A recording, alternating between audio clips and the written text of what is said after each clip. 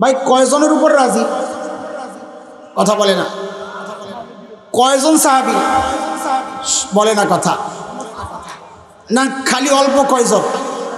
না না, আপনারা যারা মাদ্রাসার ছাত্র আপনারা বুঝবেন, আল্লাহ বলেছেন আন হুম, আন আসে ইস্তেকরাক না, সবাই সবাই আন হুম, সবাই সবাই সবার উপর আমি রাজি। কে বলতেছেন? কারণ কি? বলে ওয়ারাদু আন, তারাও আল্লাহর উপর রাজি ছিল, কোন কোন বিধান না, আন সমস্ত বিধানের উপর রাজি ছিল। এর নাম সাহাব। তো আল্লাহ বলেন দুনিয়ার হালত যেহেতু এই, তো ওই যে সূরা ফজরের শেষ আয়াতে আছে ৩-৪ আয়াত, ইরজিই ইলা রাব্বিকি রাদিয়াতাম মারদিয়া, ফেরত আসো তুমি তোমার ওই রবের কাছে যেই রবের সিদ্ধান্তে তুমি রাজি ছিলা। মারদিয়া, আজকে রবও তোমার উপর রাজি। আল্লাহর সিস্টেমটাই এমন, দুনিয়ায় যে রবের সিদ্ধান্তে রাজি থাকবে, মৃত্যুর সময় আল্লাহ জানাইয়া দিবেন আমিও তোমার উপর রাজি। এরপর ফাদখুলি ফি ইবাদি ওয়াদখুলি জান্নাতি। তো আল্লাহ এখানেও বলতেছেন ওয়া আ'আদ্দা লাহুম জান্নাতিন তাজরি তাহতাহাল আনহার, আমি ওই সাহাবীদের জন্য জান্নাত তৈরি করে রাখছি। বলেন কাদের জন্য? সবাই বলেন। আমি আবার সবার কাছ থেকে শুনতে চাই, কারণ একটা জটিল কথা বলবো, তো এই জন্যে। আল্লাহ কাদের উপর রাজি?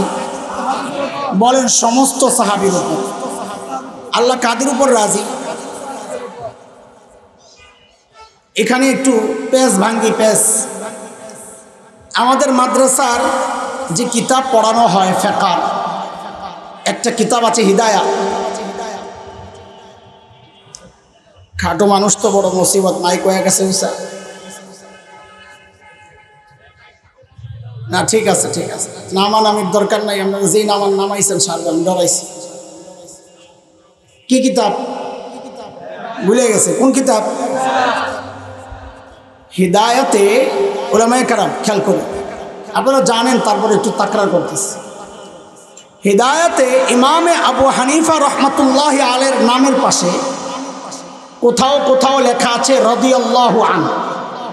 কি আছে? এটা দেখা আমাদের দেশের এক শ্রেণীর মানুষ আছে যারা খালি আলেমদের দোষ তালাশ করে আছে না। এর মধ্যে একটা শ্রেণী হচ্ছে লা মাযহাবি গায়রে মুকাল্লিদ। আছে না? নাই? ওরা সাধারণ মানুষকে বিভ্রান্ত করার জন্য এগুলা দেখায়। গতকাল রাতেও আমার কাছে 50টা প্রশ্ন পাঠাইছে, যেগুলোর জবাব দেন। আমি বলি এগুলোর জবাব দিতে দিতে দিতে দিতে আমাদের মুখ একদম ফেনা উঠে গেছে। আর কত দেব? তোরে কে দিছে? কয় আমার এক শায়েখ দিছে। আমি তোর শায়েখরা কইছে জবাব নিয়ে যাই, তোরে দিলে তো তুই বুঝবি না। এখানেও একটা পেশ ওরা দেয়, একটু মনোযোগ। সেটা হচ্ছে ইমামে আবু হানিফার পাশে রাদিয়াল্লাহু লাগানো। ওরা মানুষকে দেখায়, দেখেন দেখেন হুজুররা কত বাটপার। ইমামে আবু হানিফা তো সাহাবী না, এটা তো সবাই জানে।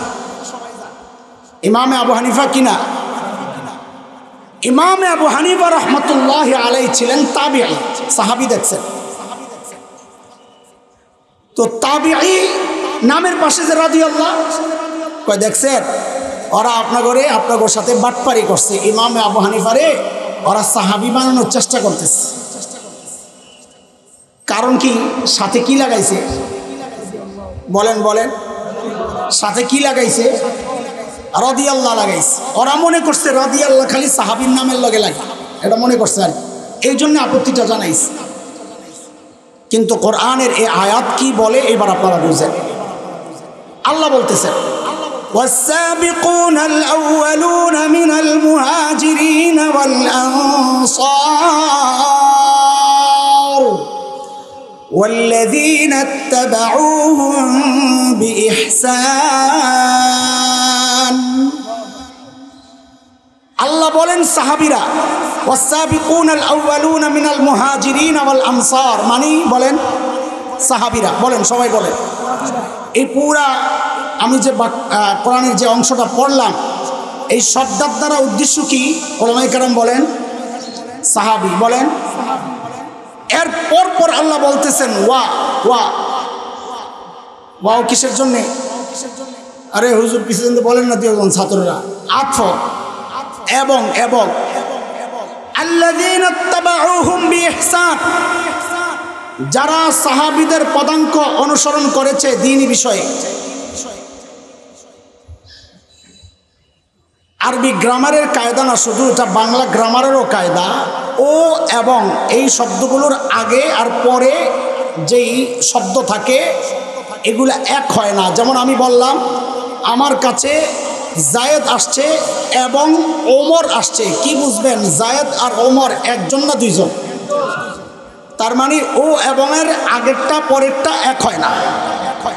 আরবি তো একই নিয়ম। والسابقون الأولون من المهاجرين والأنصار মানে সাহাবীরা, والذين اتبعوهم بإحسان মানে সাহাবীদেরকে যারা অনুসরণ করবে। আতফ মাতুফ আলাইহির গায়র হয়, ওয়ার আগেরটা পরেরটা আলাদা হয়। বোঝা গেল ওয়াসাবিকুন সাহাবী, আল্লাযীনা ইত্তাবাউহুম গায়রে সাহাবী, দুই গ্রুপ। উভয় গ্রুপের ব্যাপারে আল্লাহ তাআলা বলতেছেন রাদিয়াল্লাহু আনহুম ওয়া রাদু আন। তার মানে সাহাবী ছাড়াও রাদিয়াল্লাহ ব্যবহার করা যায়, শর্ত হইল সাহাবীর ইত্তেবা পাওয়া যাওয়া লাগবে। কি পাওয়া যাওয়া লাগবে? কথা বলেন না আপনারা? কেন? কারণ সাহাবায়ে কেরাম হচ্ছেন আমাদের জন্য মডেল, ঈমান আর তাকওয়ার মডেল। বলেছেন কে? فإن آمنوا بمثل ما آمنتم به فقد اهتدوا وإن تولوا فإنما هم في شقاق।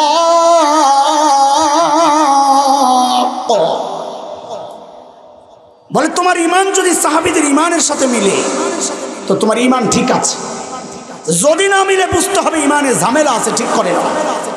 বলেন ঈমানের মডেল বানাইছেন আল্লাহ কাদেরকে? তাকওয়ার মডেল বানাইছেন কাদেরকে? এখন কেউ যদি মনে করে ও নবীকে সাহাবীদের চেয়ে বেশি ভালোবাসে, কেউ যদি মনে করে ও নবীকে সাহাবীদের চেয়ে বেশি মানে, কেউ যদি মনে করে ওর ঈমান সাহাবীদের চেয়ে বেশি শক্তিশালী, কেউ যদি মনে করে ওর তাকওয়া সাহাবীদের চেয়ে বেশি, তাইলে বুঝতে হবে ওই যে ইংরেজদেরকে বলতো ওই সময়ের মানুষ বেনিয়ে সে আওলা সো বাওলা, একটা কথা বলতো। ইংরেজরা ছিল বাটপারের হেড, বলেন না? ওদেরকে বলা হয়তো বেনিয়া, বলে না ইংরেজ বেনিয়া? তো ওই সময় হিন্দুস্তানে একটা বাক্য প্রবাদ এটা চলতো যে বাটপারি ব্যবসার ক্ষেত্রে ওদের চেয়ে ভালো বুঝে যে বলবে বেনিয়েছে আওলা, এই বেনিয়া ইংরেজদের থেকে আমি ব্যবসা বাণিজ্য ভালো বুঝি, বলে বুঝতে হবে সো বাওলা, তার মাথা নষ্ট হয়ে গেছে। আমাদেরও কথা এটাই, আল্লাহ যাদেরকে ঈমান আমল আকীদার মডেল বানাইছেন, কেউ যদি বলে আমি সাহাবীদের চেয়ে আমার ঈমান বেশি, সাহাবীদের চেয়ে আমি দিন ভালো বুঝি, বুঝতে হবে ওরও মাথা নষ্ট হয়ে গেছে। দোস্ত কথাগুলো বলতেছি দুঃখে। আজকে দিনকে মহাব্বতের নামে আমরা যা করছি, কসম আল্লাহর এটা দিন না। যে কাজ সাহাবী করে নাই, তুমি ইশক আর মহব্বত আর মজনুনির নামে যাই করো না কেন, আমি মানতে পারি না এটাকে দিন, আমি মানতে পারি না। আমরা দিনকে যেভাবে চর্চা করছি, সেটা রাজপথে হোক, সেটা মিছিলে হোক, সেটা জিকিরের মজলিসে হোক, একজন সাহাবী থেকে যদি প্রমাণ দেখানো না যায়, এটা প্রত্যক্ষত এটাকে ত্যাগ করতে হবে। মানুষের বেদাত তালাশ করে লাভ নাই, নিজেদের বেদাত আগে সংশোধন করা দরকার। কথাগুলো অনেকের জন্যই ভালো লাগবে না আমি জানি। শরীয়ত আমার সামনে আদর্শ, সাহাবায়ে কেরাম আমার সামনে আদর্শ, আমার দাদা আমার নানা আমার জন্য আদর্শ, আমার খাজা আমার বাবা আমার জন্য আদর্শ। আমার আদর্শ আমার সুন্নাহ, আমার আদর্শ আমার কোরআন, আমার আদর্শ আল্লাহর নবীর সাহাবী। পাইলাম কোথায় এগুলা? ইশকের নামে, ভালোবাসার নামে কই পাইলাম এই সমস্ত কারবার? বলেন। রাসূলকে ভালোবাসি এই কথা যদি কেউ দাবি করে, সেজন্য সাহাবীদেরকে নমুনা বানায়, হিসাব সোজা। বুঝে আসছেনি কথা? হ্যাঁ, আল্লাহর হাবিব বলেছেন সাল্লাল্লাহু আলাইহি ওয়াসাল্লাম পড়েন, ইন্নাল্লাহা লা ইয়ানজুরু ইলা সুওয়ারিকুম ওয়া আমওয়ালিকুম ওয়ালাকিন ইয়ানজুরু ইলা কুলুবিকুম ওয়া আমালিকুম। নবী বলেন, আল্লাহ তাআলা তোমাদের বাহ্যিক সূরত আর মাল দেখেন না, আল্লাহ দেখেন তোমার আমল আর কলব তার কি অবস্থা। সাহাবী নবীর থেকে এই হাদিস শুনছে, আমলটা দেখেন, আমলটা সাহাবীর আমল দেখেন। এই হাদিস সাহাবী নবীর থেকে শুনছে, হাদিসটা মানছে কেমনে? আমি তো আশিক রাসূল দাবি করি নিজেকে আশিক রাসূল তো দাবি করি। আরে আশিক রাসূল কারা দেখো, এই হাদিস যখন সাহাবী শুনছে আমল কেমনে শুরু করছে দেখো।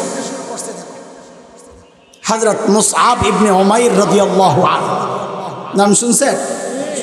ওরা কপাল, যদি জিজ্ঞেস করি কষ্টে বলতে হয় আমার ওস্তাদ পাশে, হযরতের কাছে সরাসরি আমি না পড়লেও তিনি আমার ওস্তাদ, কারণ আমি যেই জমানায় পড়েছি ওই জমানা থেকে হযরত ওস্তাদ।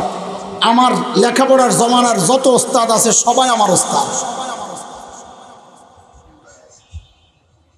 আমি যখন ফারেগ হয়েছি আমার ওস্তাদ হযরতের মুরব্বী, হযরতের বড় ভাই আমার ওস্তাদ, আমার মুরব্বী, আমার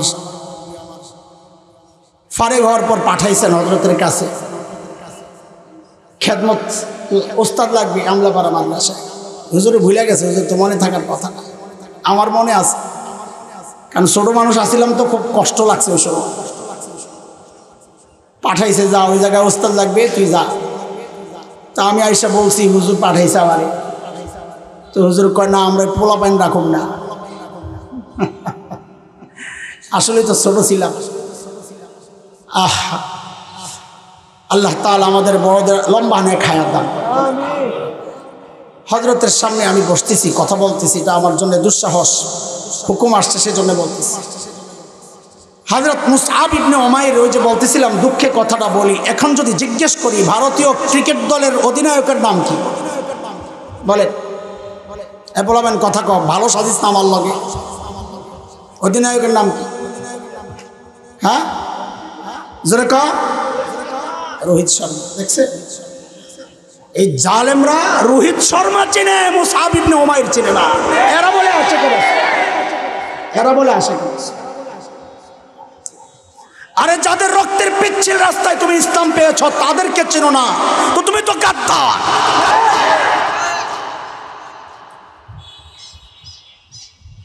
ইসলাম কবুল করেছেন মুসআব, যাকে বলা হতো ফাতা মক্কা, মক্কার হিরো মডেল, বাবা মার আদরের সন্তান, আহলাদি সন্তান, যা চায় পায়, দেখতেও সুন্দর। যেই 12 জন মানুষ যাদের চেহারা কিছুটা নবী আলাইহিস সালামের মতো ছিল, তাদের মধ্যে হযরত জাফর ইবনে আবি তালিব যেমন, হযরত মুসআব ইবনে উমাইরও এমন, চেহারা নবী আলাইহিস সালামের সাথে মিলে এত সুন্দর। মুসআব মক্কার যুবকদের মধ্যে সবচাইতে সুদর্শন, মিজাজ মস্তিষ্ক মনন ফ্যাশনেবল, সবচাইতে স্টাইলিশ যুবক হচ্ছে মুসআব ইবনে উমর, মুসআব ইবনে উমাইর রাদিয়াল্লাহু আনহু। সুগন্ধি ব্যবহার করে, সবচাইতে দামি সুগন্ধি ব্যবহার করে। মক্কার যুবকরা মুসআব ইবনে উমাইরকে নিজেদের মডেল বানাইছে। মুসআব যেভাবে চুল রাখে নিজেও চুল রাখার চেষ্টা করে, মুসআব যেভাবে জামা পরে নিজেরাও ওইভাবে জামা পরার চেষ্টা করে, কারণ সবচাইতে সুন্দর পুরুষ। মুসআব যদি গিয়া যায় মক্কার নারী পুরুষ তাকায়া থাকে, আহারে মুসআব কি সুন্দর। কিন্তু মুসলমান হইছেন, নবীর হাদিস শুনছেন, এখন এই বাহ্যিক সূরতের কথা বাদ দিছেন। বাদ দেওয়া যে দিছেন কি অবস্থা এটা একটু শোনাইতেছি, সময় কম। উহুদের যুদ্ধ আপনারা জানেন, 3য় হিজরি সওয়াল, মুসলমান কাফের মুখোমুখি। নবী আলাইহিস সালাম মূল ঝান্ডা উঠায়া দিয়েছেন হযরত মুসআব ইবনে উমাইরের হাতে। আহা, কঠিন লড়াই চলছে। একটু কিছু সিদ্ধান্তে ভুলের কারণে সাময়িক পরাজয় হয়েছে, আমি সেই হিস্টোরি শোনাবো না। সাহাবায়ে কেরামের কোরবানি চলছে নবীকে রক্ষার জন্যে। 7 জন মুহাজির, 7 জন আনসার, হযরত আবু বকর, ওমর, আব্দুর রহমান ইবনে আউফ, আবু উবাইদা ইবনুল জাররাহ, তালহা ইবনে উবাইদুল্লাহ, হযরত জুবাইর ইবনুল আওয়াম, মুহাজিরদের মধ্যে। আনসারদের মধ্যে হযরত সাদ ইবনে মুআজ, হযরত উসাইদ ইবনে হুযাইর, হযরত আবু দুজানা, হযরত হুবাব ইবনুল মুনজির, হারিস ইবনে সাম্মা, এরকম সাহাবীরা, আসিম ইবনে সাবিত, চারদিক থেকে বলয় তৈরি করছে নবী আলাইহিস সালামকে রক্ষার জন্যে। কোরবানি কাকে বলে দেখো, আজকে আশিক রাসূল সাজা যায়, আশিক ইশক রাসূলের নামে মিছিল করা যায়, ইশক রাসূলের নামে জিলাপি খাওয়া যায়। আরে আশিক রাসূল তো ছিল আবু দুজানা, নিজের পিঠটা পেতে দিছে। রিওয়ায়াতে পাওয়া যায় আবু দুজানার শরীরে একটা দুইটা নয় 70টা আঘাতের চিহ্ন পাওয়া গেছে। হযরত তালহা ইবনে উবাইদুল্লাহ, আশিক রাসূল তো তালহা হাত দিয়া কাফেরের নিক্ষিপ্ত তীরগুলোকে রক্ষা করেছে। ওই যে হাকিমের কিতাব ইকলিল, তার মধ্যে পাওয়া গেছে 35 থেকে 39টা আঘাতের চিহ্ন। আবু দাউদ তয়ালিসির বর্ণনায় আসছে 70টা চিহ্ন তালহার শরীরে। আরে আশিক রাসূল কাকে বলে? আল্লাহর নবীর রাসূল, আল্লাহর রাসূলের খতমে নবুয়তের মুকুট নিয়ে টানাটানি হয়, তোমাদের ইশকের মিছিল বের হয় না। নবীর ইজ্জত নিয়ে টানাটানি হয়, ইশকের মিছিল বের হয় না। আরে নবীর ইজ্জত রক্ষায় যদি জীবনটা দিতে না পারো, নিজেকে আশিক রাসূল দাবি করা যাবে না। জীবন দিতে হবে, জীবন দিতে হবে।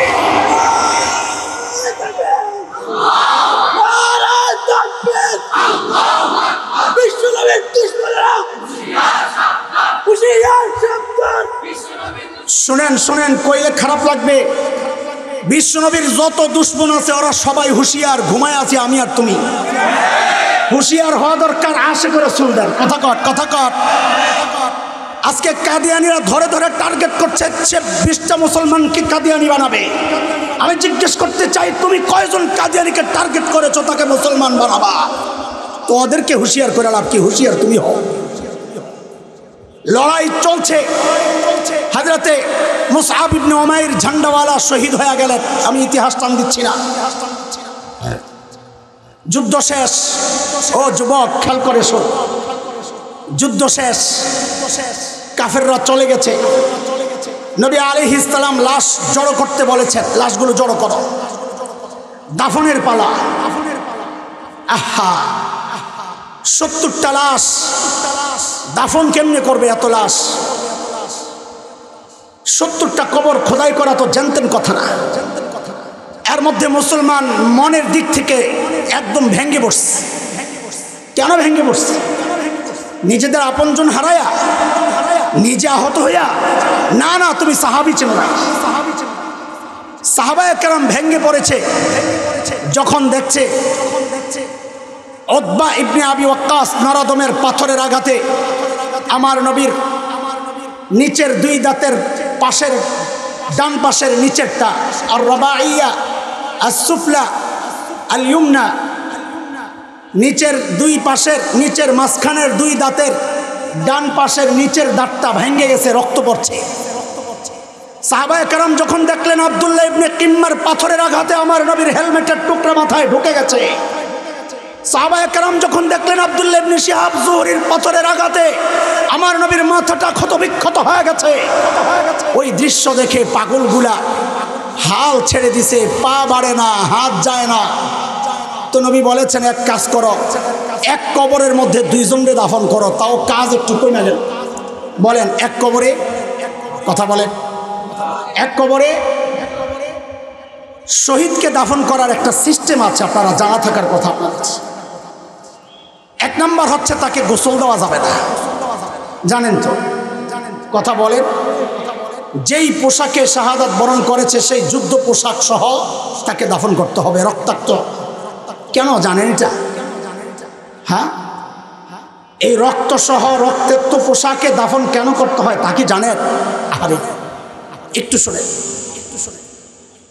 দেওবন্দে একটা মাকবারা আছে, মাকবারা কাসিমিয়া। হযরত কাসেম নানতুবিকে যখন প্রথম কবর দেওয়া হয় তো দেওবন্দ মাদ্রাসার একটা ছাত্র মারা গেছে। দেওবন্দের কেউ কেউ এলাকার ওস্তাদ না পরামর্শ দিল যে কাসেম নানতুবির পাশে ওই মাদ্রাসার ছাত্রটাকে দাফন করিস। তো এলাকার মানুষ মুরব্বী যারা ওনারা বললেন যে না, কাসেম নানতুবির পাশে এই বাচ্চা না, শাইখুল হিন্দকে কবর দিন। মাহমুদ হাসান দেওবন্দি রাহিমাহুল্লাহ এই প্রস্তাব সবার পছন্দ হয়েছে। হ্যাঁ ঠিক আছে, বলে তাইলে চলো এই খুশির খবরটা শাইখুল হিন্দকে জানাই আস। ও যুবক খেয়াল কর, এই খুশির খবর শোনাইতে গেছেন শাইখুল হিন্দকে। শাইখুল হিন্দকে যা বলতেছেন, হযরত একটা খুশির খবর। বলে কি খুশি? বলে আমাদের সিদ্ধান্ত আপনি মারা গেলে আপনাকে কাসেম নানতুবির পাশের কবরে শোয়া দিন। বলেন এটা খুশির খবর না খুশির খবর না? আর এটা খবরটা আনন্দের না বেদনার? কিন্তু হযরত শাইখুল হিন্দ এই খবর শুনে শিশুর মতো হাউমাউ করে কান্না শুরু করছে। সবাই তো অবাক হয়ে তাকায় আছে, কিরে শাইখুল হিন্দ কেন কান্না করে? হযরত আপনি কেন কান্না করতেছেন? আপনি কি খুশি না? তো শাইখুল হিন্দ বলেন, এমন প্রস্তাবে খুশি না হইয়া কি পারি, কিন্তু আমি ভাবি কি, তোমরা ভাবো কি? বলে আপনি কি ভাবে? বলে আমি তো সব সময় আল্লাহর কাছে দোয়া করি, ও আল্লাহ আমাকে এমন মৃত্যু দিও জিহাদের ময়দানে যে আমার লাশটা যেন খুঁজে না পাওয়া যায়, ছিন্ন বিচ্ছিন্ন হইয়া ছড়ায়া ছিটায়া গোটা ময়দানে ছড়ায়া ছিটায়া থাকে, যেন আমার লাশটা খুঁজে না পাওয়া যায়। এই জন্যই মাঝে মধ্যে বলি, আমাদেরকে চেনো, আমাদেরকে যে হুমকি দাও, আমাদেরকে চেনো। শাইখুল হিন্দের রুহানি সন্তান, যে শাইখুল হিন্দ আল্লাহর কাছে দোয়া করে, আল্লাহ এমন মৃত্যু দিও যে লাশ খুঁজে না পাওয়া যায়। শাইখুল হিন্দের প্রত্যেকটা রুহানি সন্তানের দিলের তামান্নাও তাই, আল্লাহ এমন মৃত্যু দিও যে লাশ খুঁজে না পাওয়া যায়। যারা শাহাদাতের মৃত্যু তামান্না করে তাদেরকে জেল জুলুমের ভয় দেখায় কোনো লাভ নাই, কোনো লাভ নাই। শাইখুল হিন্দের এই প্রত্যাশা কেন? কেন তিনি চান? তুমি বলেন যে এই জন্যে আমি এমন মৃত্যু চাই যেন হাসরের মাঠে হযরত ইসরাফিলের দ্বিতীয় ফুকের পর যখন সবাই উঠবে, সকালের লাশ তো আপন হালতে উঠবে, আমার লাশটা যখন উঠবে, মৃত্যু যেই অবস্থায় হয় হাসর ওই অবস্থায়, ইন্নাকুম তামুতুন কামা ইন্নাকুম তুহশারুন কামা তামুতুন। তো আমার লাশ যখন উঠবে তখন লাশটা আস্তা উঠবে না, টুকরা টুকরাগুলা দৌড়ায়া দৌড়ায়া একসাথে হবে, আর ওই প্রত্যেকটা টুকরা থেকে তাজা রক্তগুলো টপ টপ করে ঝরতে থাকবে। সেই তাজা রক্ত থেকে বেশ আম্বরের ঘ্রাণ বের হবে, আর আমার মালিক আসমান থেকে আরশে আজিম থেকে মুস্কি হেসে হেসে দেখবেন, আমি তো সেই মৃত্যু প্রত্যাশা করছি, ও আল্লাহ শাহাদাতের মৃত্যু নসিব করো। ডরে আমিনও কয় না, আরে জালিম, শাহাদাতের মৃত্যু যদি নসিব হয় তো তুই ভাবিস না তোর মৃত্যু 2 বছর আগে হয়ে যাবে, না টাইম মতো হবে? কথা বলে, শাহাদাতের মৃত্যু যদি হয় টাইম মতো হবে না 2 বছর আগে? তো টাইম মতো যদি শাহাদাতের মৃত্যু হয় তো ডরায় আলাপ কি? সাধারণ মৃত্যু তো কষ্ট হবে, শাহাদাতের মৃত্যু তো কষ্ট নাই, তো ওইটা না তামান্না করবা। বলো সবাই চিল্লায়া, আল্লাহ শাহাদাতের মৃত্যু দান করা। জোরে কও আমিন। আমিন, আল্লাহ কবুল। ওই রক্তাক্ত পোশাক সহ কেন দাফন করা হয়? কারণ হাসরের মাঠে ওই রক্ত টপ টপ করে ঝরবে আর তার থেকে মেশক আম্বরের ঘ্রাণ বের হবে। এই জন্যে শহীদকে গোসল ছাড়াই দাফন দেওয়া। কথা বুঝতেছি আমরা? হ্যাঁ, আপনারা চিন্তা করেন না, বাইরের মাইক বন্ধ করে দিবে, আমাদের কথা চলবে কিছুক্ষণ। ওই যে হযরত মুসআব ইবনে উমাইরের কথা বলছিলাম, মনে আছে? আমি যে ঘটনা বলছি এটা বুখারীর বর্ণনা, হযরত আব্দুর রহমান ইবনে আউফ বর্ণনাকারী, 4045 নম্বর বর্ণনা। হযরত খাব্বাব ইবনুল আরিতের বর্ণনাও আছে, শব্দ আলাদা, কিছু শব্দ আলাদা, 2 জন বর্ণনাকারী। হযরত আব্দুর রহমান ইবনে আউফ বলেন, মুসআবকে যখন আমরা দাফন করতে নেই, তো যেহেতু তার শরীরের কাপড় দিয়েই তাকে দাফন করতে হবে, তো দেখি যে শরীরের সাথে একটা টুকরা চাদর এক টুকরা চাদর কোন রকম সতর ঢেকে রাখছে। এই যুবক খেয়াল কর, কোন মুসআবের কথা বলছি? সবচাইতে স্টাইলিশ পুরুষ, ফাতা মক্কা মক্কার মডেল মুসআবের কথা বলছি। কিন্তু নবীর হাদিস শুনেছেন, ইন্নাল্লাহা লা ইয়ানজুরু ইলা সুওয়ারিকুম ওয়ালা ইলা আমওয়ালিকুম। ভুলে গেছেন পোশাকের কথা, ভুলে গেছেন সাজসজ্জার কথা, ভুলে গেছেন ফ্যাশনের কথা, ভুলে গেছেন স্টাইলের কথা, ভুলে গেছেন সুগন্ধির কথা, ভুলে গেছেন নিজেকে সাজিয়ে গুছিয়ে রাখার কথা। এখন আমল ঠিক করা, কলব ঠিক করার পেছনে লেগে গেছেন। হযরত আব্দুর রহমান ইবনে আউফ বলেন, আহারে ওই ইফতারি করতে বসছিলেন আব্দুর রহমান ইবনে আউফ, ধনী মানুষ ছিলেন। হযরত আব্দুর রহমান ইবনে আউফ ধনী মানুষ ছিলেন, ইফতার করতে বসছেন। ইফতার না করে কান্না করতে করতে উঠা যাচ্ছে। কেন? আহারে না জানি আল্লাহ আমার আমলের বিনিময় নগদে দুনিয়ায় দিয়ে দিচ্ছেন। মান কানা ইউরিদুল আজিলাতা আজ্জালনা লাহু ফিহা মা নাশাউ লিমান নুরিদ, সূরা ইসরা আয়াত 18। কাউকে আল্লাহ চাইলে নগদে দুনিয়ায় দিয়ে দেন। হযরত আব্দুর রহমান ইবনে আউফ কাঁদতেছেন, না জানি আল্লাহ আমারে নগদ পুরস্কার দিয়ে দিয়েছেন। তারপর বলতেছেন, আল্লাহর নবীর দুইজন সাহাবী, অনেক সাহাবী আছেন যারা দুনিয়ায় চান নাই, তারা আখিরাতের জন্য রেখে দিয়েছেন। এরপর হযরত মুসআব ইবনে উমাইরের কথা হযরত আব্দুর রহমান ইবনে আউফ বর্ণনায় বলছেন যে আমরা যখন মুসআবকে দাফন করতে নেই, ও যুবক শোনো, আমরা যখন মুসআবকে দাফন করতে নেই, একটা মাত্র টুকরা কাপড় চাদর পাইছি সাথে। বলে এই চাদর দিয়ে তো ঢাকা লাগবে তাই না, গোটা শরীরটা তো ঢাকা লাগবে তাই না। বলে ইন গুত্তিয়া বিহা রাসু বাদাত রিজলাহ ওয়া ইন গুত্তিয়া বিহা রিজলাহ বাদা রাসু। বলে মুসআবের মাথাটা যখন ঢাকতে যাই তো মুসআবের পাওটা খালি হয়ে যায়, আবার চাদরটা টাইনা যখন পাওটা ঢাকতে যায় তো মুসআবের মাথা।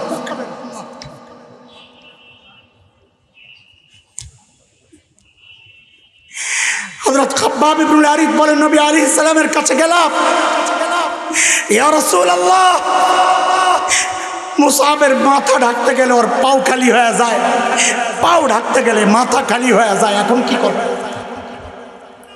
আল্লাহর হাবিব বললেন, মুসআবের মাথাটা ঢাকা দাও। ইসখির এক প্রকার ঘাস, বলে তার পাটা ওই ঘাস দিয়া ঢাকা দাও। আশিকে রাসূল দাবি করো, এত সাজসজ্জায়, এত আয়েশি ঢঙ্গে। হ্যাঁ, আমি অন্য আশিকে রাসূলদেরকে বলছি না, নিজেদেরকে বলছি, নিজেদের। অন্যদের হিসাব বাদ, আগে নিজেরা ঠিক করে। নবী আলাইহিস সালামের অনুসরণ অনুকরণ নাই, কিসের আশা? সাহাবায়ে কেরাম নমুনা, অনুসরণের নমুনা। মহাব্বত দেখাও তো আবু বকরের মতো মহাব্বত দেখাও রাদিয়াল্লাহু আনহু। হিজরতের সময় নবী চলছেন, আবু বকর ডানে একবার, বামে একবার, পেছনে একবার, সামনে একবার। আহা, নবী জিজ্ঞেস করেন, আবু বকর আপনি এমন করেন কেন? বলে ইয়া রাসূলুল্লাহ, সামনে গেলে ভয় ভয় কাজ করে, না জানি পিছন দিয়ে কেউ হামলা করে কিনা, আবার পেছনে চলে যায়, ওইখানে গেলে আবার ডর লাগে ডাইন দিয়ে কেউ হামলা করে কিনা, আবার ডাইনে চলে আসি, বামে গেলে ভয়, ডাইনে গেলে ভয়। আবু বকর দৌড়াচ্ছে চারদিকে। এই জন্য আমি বলি, নবীর সফর যদি হয় 400-450 কিলো, তা আবু বকরের সফর তো হয়েছে 1000।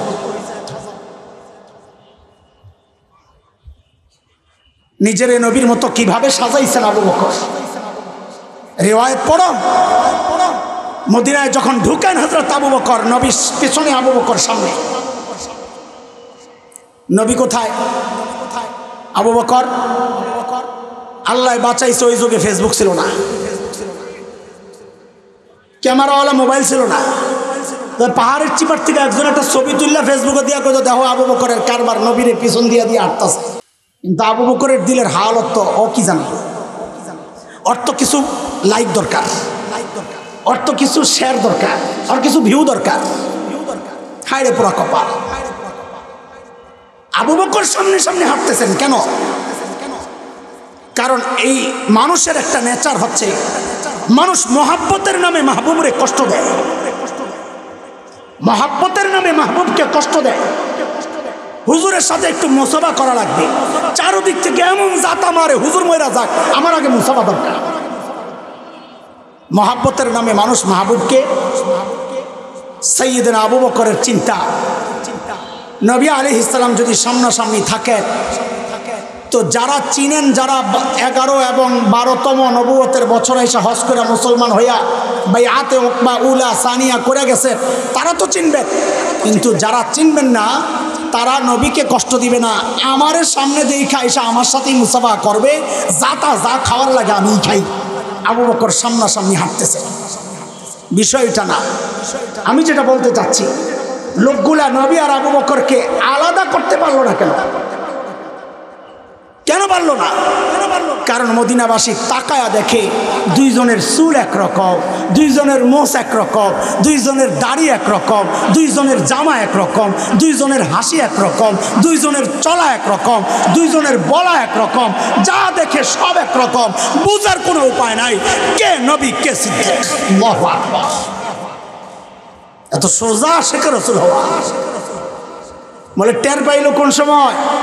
সকালের সূর্য উঠতেছে, একটু একটু তাপ বাড়তেছে, নবীর চেহারার মধ্যে সূর্য পড়ছে, ঘাম বের হইতেছে। এখন তার আবু বকরের কলজায় মানায় না, আস্তে উঠা যায় আর চাদরটা দিয়া ওই কপালের ঘামগুলা যাই মোছা শুরু করছে তো পাবলিক বুঝছে আরে সর্বনাশ, নবী তো দেখি ওইটা। আল্লাহু আকবার বলে। মানো তো এইভাবে মানো, মহব্বত করো তো এইভাবে করো। হাবশি সাহাবি আপনারা জানেন, হাবশিদের চুল শক্ত শক্ত, জানেন না? হাবশিদের চুল কি বেনি করা যায় না, সীতা করা যায় না, যেদিকে আছে ওদিকে ফেরানো যায় না। নবী আলাইহিস সালামের তো দুই পাশে সীতা ছিল, মাঝখানে ফাঁক, মাঝখানে ফাঁক। হাবশি সাহাবি গোসল করে চিরুনি লইয়া খালি গুতায় দুই পাশে ভাগ করার জন্য, মাঝখানে ভাগ করার জন্য। কারণ তার কষ্ট আমার মাথাকে নবীর মতো না, আমার মাথাকে নবীর মতো না, তার কষ্ট হয় না, হয় না, অনেক চেষ্টা করছে, হয় না। আরে আশেক কারে কয় পাগলামি তো করো, তো পাগলামি সুরত বায়নের মধ্যে করো, এই মিছিল টিছিলের পাগলামি করে লাভ নাই। ওই আশেক সাহাবি, নিকরু সাহাবি একটা লোহার শিক গরম করছে। কি লোহার শিক?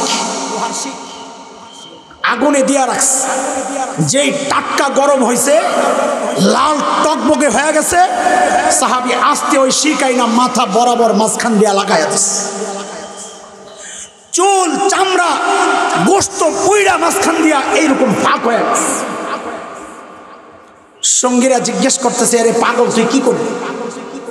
তোর ব্যথা লাগে না? এই যে এই কাম করলি তোর ব্যথা লাগে না? আহা, সাহাবি বলেন ব্যথা তো লাগে। ব্যথা লাগবে না কেন? ব্যথা তো লাগে, কিন্তু এতদিন যে কলিজার ব্যথা ছিল, যা আমার মাথা কেন আমার নবীর মতো না, এখন আমার কলিজা ঠান্ডা হয়ে গেছে। অথচ এতটুকু কষ্ট দরকার নাই দাড়ি রাখার জন্য। কথা বলেন, দাড়ি রাখার জন্য এতটুকু কষ্টের দরকার আছে? কথা বলেন, দাড়ি রাখার জন্য এতটুকু কষ্টের দরকার আছে? দরকার নাই। তুমি আশিক রাসূল দাবি করো, আরে ভণ্ড প্রতারক, নবীর মতো সুরতটা বানাইতে পারো নাই, দাড়িটা কাইটা ময়লা আবর্জনের মধ্যে ফেলাও, তোমার কলিজায় কিভাবে সহ্য হয়? খাজা আজিজুল হাসান মজজুব রহমতুল্লাহ আলের একটা ছোট্ট শের করে আমি ছেড়ে দিতেছি। লোকেরা জিজ্ঞেস করছেন, হযরত আল্লাহর সামনে কি আমল পেশ করবে? খাজা আজিজুল হাসান বলেন, আল্লাহর সামনে পেশ করার মতো আমার কোনো আমল নাই, আমার কোনো আমল নাই।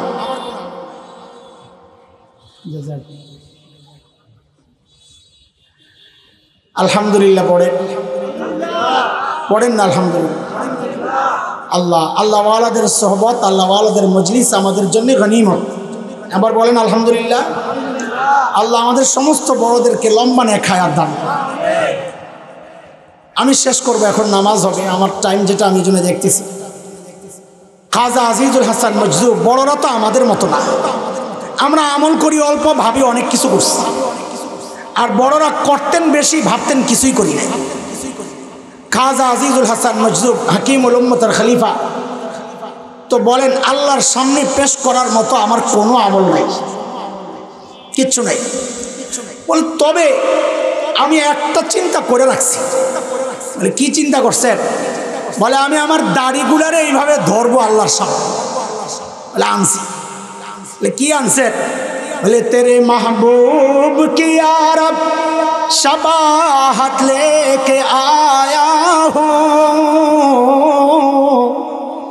हकीकत तो इसको कर दे मैं सूरत लेके आया हूँ। और मालिक किच्छु करते पारी নাই, শুধুমাত্র তোমার হাবিবের সূরতটা ধরে আসছে। আমার পুঁজি এটাই। সূরতের দাম আছে দোস্ত, সূরতের দাম আছে। হযরতে মুসা আলাইহিস সালামের সাথে যখন জাদুকররা প্রতিযোগিতায় লিপ্ত হবে, জাদু দেখাবে, মুসা আলাইহিস সালাম দেখাবেন আসলটা। ফেরাউনের মন্ত্রী মুসা আলাইহিস সালামকে যায় বলতেছেন, হুজুর আপনার জামাটা পাল্টাই দিব। এই যুবক খেয়াল করো, তোমাদের জন্য কথা। বলে হুজুর আপনার জামাটা পাল্টাই দিব। বলে কেন? বলে বাদশার দরবারের সিস্টেম হচ্ছে ইউনিফর্ম। কি বলে? খেলোয়াড়রা যে বলে জার্সি জার্সি জার্সি এক হইতে হবে। জাদুঘররা যেই জার্সি পরছে আপনাকেও একই জার্সি পরতে হবে। মুসা আলাইহিস সালাম তো আমার মতো নরম মৌলবি আছিল না, কি গরম শক্ত। মুসা আলাইহিস সালামকে আমার পোশাক আমি পাল্টাইতে পারব না, এইভাবে যদি তোমার কাম চলে তো আমারে নেও, নাইলে যাবো না। মন্ত্রী দেখছে সর্বনাশ, চাকরি তো আমারটা যাইব, চাকরি তো যাইব না, কল্লাটাই যাইব। মন্ত্রী একটা বুদ্ধি করছে, বুদ্ধি করে জাদুঘর করে যায় কয়, আপনারা একটা কাম করেন। বলে কি? আপনারা ওই মোল্লার মতো ঢিলা ঢালা জামা পরে আসেন, তাও তো বলতে পারুন একরকম যাচ্ছে। বুঝছেন নি কারবার? কেউ যখন সৎ হয় আর হকের উপর থাকে, আল্লাহ দুনিয়াকে তার তাবেয়া বানায়া দেয়। প্রমাণ, জাদুঘররা হযরতে মূসার পোশাকে আসছে জাদু দেখাইতে। হিস্টোরি আমি শোনাবো না, কোরআনের গল্প। আল্লাহ তাআলা সমস্ত জাদুঘরদেরকে ঈমান দিয়ে দিয়েছেন, জানেন তো না? মূসা আলাইহিস সালাম আল্লাহকে বললেন, জিজ্ঞেস করলেন, ও আল্লাহ আমারে পাঠাইলেন ফেরাউনের কাছে, ইযহাব ইলা ফিরআউনা ইন্নাহু তাগা। নবী আপনি ফেরাউনের কাছে যান, ও অনেক বেশি বাইরে গেছে। আমারে পাঠাইলেন ফেরাউনের কাছে, আমি গেলাম ফেরাউনের কাছে। আপনি হেদায়েত দিলেন জাদুকরদেরকে, বুঝলাম না কিছু। পাঠাইছে কার কাছে? পাঠাইছেন কার কাছে? হেদায়েত পাইছে কারা? কথা বলে না। হেদায়েত পাইছে কারা? বলে পাঠাইলেন মুসার কাছে, ফেরাউনের কাছে। হেদায়েত দিলেন জাদুকরদেরকে, বিষয়টা তো বুঝলাম না। আল্লাহ জবাব দিচ্ছেন, নবী মুসা আমি যখন দেখলাম জাদুকররা আমার নবীর পোশাকে নিজেদেরকে সাজাইছে, তো ওদের প্রতি আমার মায়া এসে গেছে যে এই জাদুকররা আমার নবীর সূরত ধরছে, নবীর সূরত ধরার বরকতে আমি ওদেরকে হেদায়েত দিয়েছি। ওরে দোস্ত, এই জন্যই আমাদের বড়রা একটা উদাহরণ দেন। এক মায়ের কাছে মৃত সন্তানের ছবি, মা ছবিটা বুকে লাগায়, ঠোঁটে লাগায়, কপালে লাগায়।